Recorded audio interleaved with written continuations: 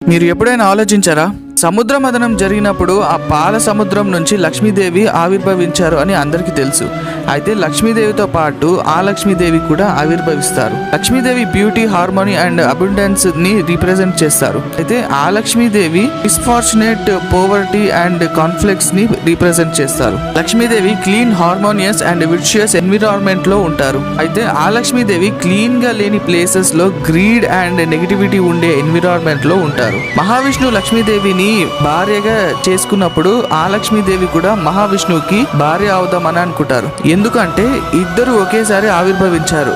So ఇద్దరికి equal recognition and rights ఉండాలి అని అనుకుంటారు ఆ లక్ష్మీదేవి. కానీ ఆ లక్ష్మీదేవి మహావిష్ణుకి భార్య అవుతే ప్రళయం సంభవిస్తుందని అండ్ డివైన్ హార్మోనీ డిస్ట్రప్ట్ అవుతుందని లక్ష్మీదేవి ఆ లక్ష్మీదేవికి శాపం పెడతారు. నువ్వు వెళ్ళి అన్క్లీన్ అండ్ గ్రీడీ ప్లేసెస్ లో ఉండు అని. మహావిష్ణుని ప్రొటెక్ట్ చేయడానికి అండ్ ఆ లక్ష్మీదేవిని దూరంగా ఉంచడానికి లక్ష్మీదేవి ఎప్పుడు విష్ణు పాదాల దగ్గరే ఉంటూ కన్సిస్టెంట్ గా స్వామి లెగ్స్ ని ఎప్పుడు డర్ట్ పట్టకుండా అండ్ ఆ పాదాల దగ్గరే ఉన్న ప్లేసెస్ ని క్లీన్ చేస్తూ ఉంటారు. మీరు ఎప్పుడైనా గమనిస్తే ఇంట్లో పెద్దలు ఎప్పుడు కూడా మనం ఉండే ప్లేస్ ని క్లీన్ గా ఉంచకపోతే లక్ష్మీదేవి ఉండదు మన దగ్గర అని అంటారు.